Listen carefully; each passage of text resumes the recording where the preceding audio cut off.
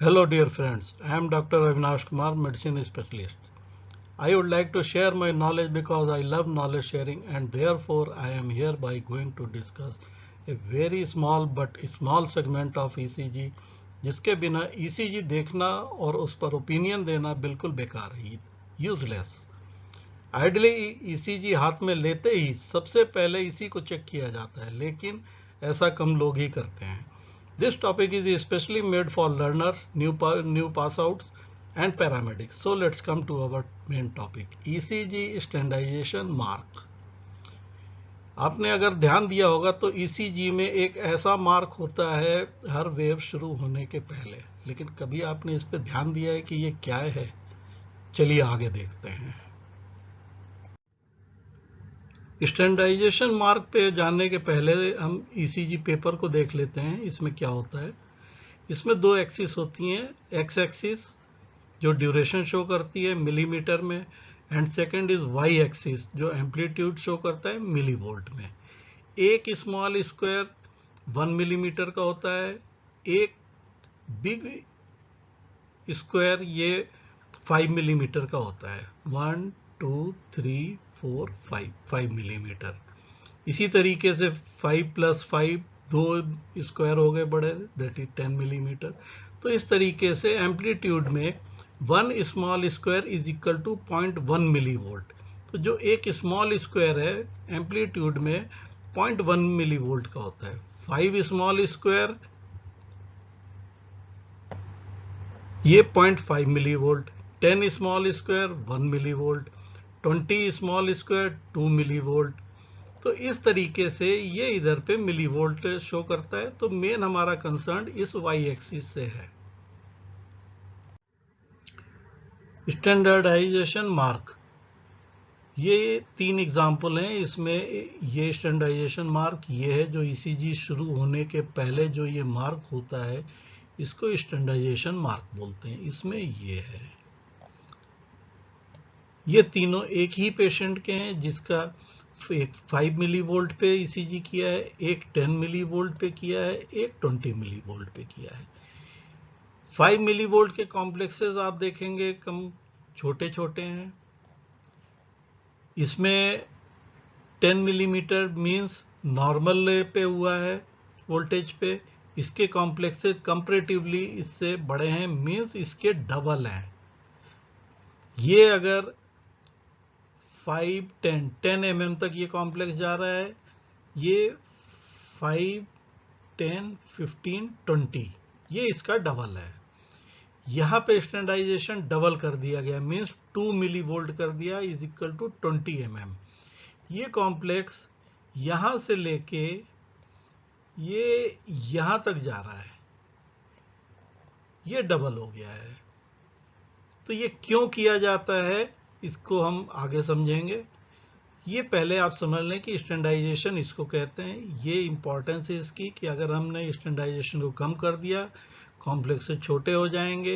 ये हमारा नॉर्मल पे हुआ है, ये नॉर्मल है, और स्टैंडर्डाइजेशन को डबल कर दिया तो कॉम्प्लेक्स से लंबे हो जाएंगे। इन समरी ये नॉर्मल है, हाफ कर दिया तो ये QRS कॉम्प्लेक्स हाफ हो जाएंगे।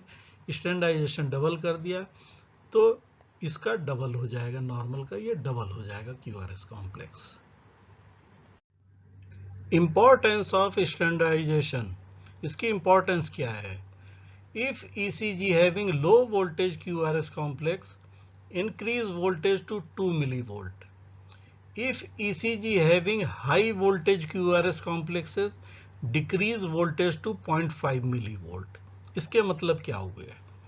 इसके मतलब आपको अगर ध्यान होगा, आपने ECG में देखा होगा कि कभी कभी ECG में बहुत ही छोटे छोटे कॉम्प्लेक्सेस आते हैं QRS कॉम्प्लेक्स। उसमें हमें P wave T wave clear नहीं दिखती है, क्लियर देखना है तो इधर हम वोल्टेज इंक्रीज कर देते हैं, डबल पे कर देते हैं। मींस 10 mm पे हुआ है उसको हम 20 mm पे कर देते हैं, मींस उसकी वोल्टेज इंक्रीज कर देते हैं 2 मिली वोल्ट। जब कॉम्प्लेक्स डबल हो जाएंगे तो हम clear P wave T wave ये सारी वेव्स क्लियर देख सकते हैं।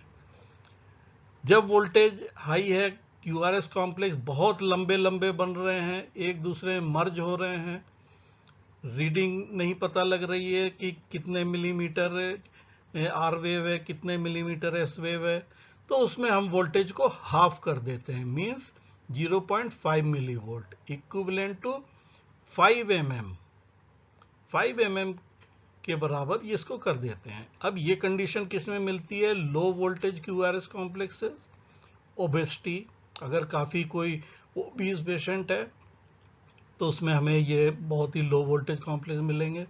Pericardial effusion, COPD, cardiomyopathy, severe hypothyroidism, ये कुछ कंडीशंस हैं जिसमें लो वोल्टेज ECG कॉम्प्लेक्सेस मिलते हैं, QRS कॉम्प्लेक्सेस। हाई वोल्टेज किस में मिलते हैं? थिन चेस्ट वाल, जो लिन एंड थिन पेशेंट होगा या कोई भी पर्सन होगा उसकी ECG करेंगे तो ये हाई वोल्टेज में आएगी। एथलीट्स हैं, लेफ्ट वेंट्रिकुलर हाइपरट्रॉफी है, इसमें हमें हाई वोल्टेज QRS कॉम्प्लेक्स मिलेंगे। अब यहाँ पे जो ECG आपको पहले दिखाई थी स्टैंडर्डाइजेशन में, वही अब ये यहाँ पे कंप्लीट ECG एग्जांपल के तौर पे दिखाया है। ये ECG 5 मिलीवोल्ट स्टैंडर्डाइजेशन पे किया है, जिसमें ये 5 mm है और ये कॉम्प्लेक्सेस है। आप देख सकते हैं कि कॉम्प्लेक्सेस काफी छोटे छोटे हैं, इसमें हार्डली ये 5 mm 6 mm तक ये आर वेव इसमें जा रही है। अब हम नेक्स्ट देखते हैं 10 मिलीवोल्ट, मींस नॉर्मल जिस पे करते हैं। तो ये देखिए ये नॉर्मल कॉम्प्लेक्सेस आ रहे हैं हमारे सब में, और इसी को अब हम नेक्स्ट में डबल करके दिखाते हैं। ये थर्ड ECG है जो 20 मिलीवोल्ट स्टैंडर्डाइजेशन पे किया है। ये आपको मैंने पहले दिखाया था, ये स्टैंडर्डाइजेशन ये 20 millimetre is equal to 2 millivolt पे किया गया है। ये थोड़ी सी ECG करने में गड़बड़ी है, अदरवाइज ये सेम लाइन में होता है। अब आप यहाँ पे देखिए ये कॉम्प्लेक्स है, इधर मर्ज कर रहे हैं, इधर मर्ज कर रहे हैं, ये सारे QRS कॉम्प्लेक्स एक दूसरे में मर्ज कर रहे हैं। और ये V2 V3 कहाँ तक आर वेव गई है नहीं पता लग रहा है। ये क्यों हो रहा है? क्योंकि ये डबल स्टैंडर्डाइजेशन पे हुआ है, मीन्स 20 मिलीमीटर पे। इसको अगर हम हाफ कर देते हैं नॉर्मल आ जाएगा, ये सारे कॉम्प्लेक्स हमारे नॉर्मल आ जाएंगे। तो ये सारी हमारी सिग्निफिकेंस है कि 20 मिलीवोल्ट, 10 मिलीवोल्ट, 5 मिलीवोल्ट पे क्या रिजल्ट होता है। दोस्तों स्टैंडर्डाइजेशन का सिग्निफिकेंस क्या है? It is most important segment of ECG। जब आप ECG देखेंगे तो सबसे पहले आपको स्टैंडर्डाइजेशन देखना है, वो एब्सेंट होगा या प्रेजेंट होगा। अगर ECG में स्टैंडर्डाइजेशन एब्सेंट है, आपको इमीडिएट डिस्कार्ड करना है ECG। No need to read for the order for fresh ECG with standardization. अगर दोबारा भी ECG आता है स्टैंडर्डाइजेशन नहीं है, आपको रीड नहीं करना है। वजह ये ECG मिसरीड हो सकता है। अगर LVH नहीं है तो LVH रीड हो जाएगा, LVH होगा तो वो नॉर्मल रीड हो जाएगा। इसलिए इस ECG को आपको रीड नहीं करना है। अगर स्टैंडर्डाइजेशन प्रेजेंट है, इमीडिएट आप देखेंगे क्या ये नॉर्मल हुआ है। अगर आप सेटिस्फाई हैं तो आप उसको रीड करेंगे, कॉम्प्लेक्सेस QRS के कॉम्प्लेक्सेस ठीक है। अदरवाइज अगर लो वोल्टेज कॉम्प्लेक्स है आप वोल्टेज बढ़ाएंगे। अगर हाई वोल्टेज कॉम्प्लेक्सेस हैं, QRS कॉम्प्लेक्स बहुत ज़्यादा बड़े बड़े हैं, आपस में मर्ज कर रहे हैं, तो आप उसका वोल्टेज हाफ कर देंगे। ये सिग्निफिकेंस स्टैंडर्डाइजेशन की है। तो मोरल ऑफ द स्टोरी कि आपको स्टैंडर्डाइजेशन देखना है। विदाउट स्टैंडर्डाइजेशन देखे आपको ECG रीड नहीं करनी है। सेकंड, नॉर्मल स्टैंडर्डाइजेशन पे ECG हुआ है या नहीं ये आपको कंफर्म करना है, तब आप आगे ECG रीड करेंगे। दोस्तों अगर आपको ये वीडियो अच्छा लगा हो और आपने कुछ इससे नया सीखा हो तो आप इसको लाइक, शेयर एंड सब्सक्राइब जरूर करें। Thank you.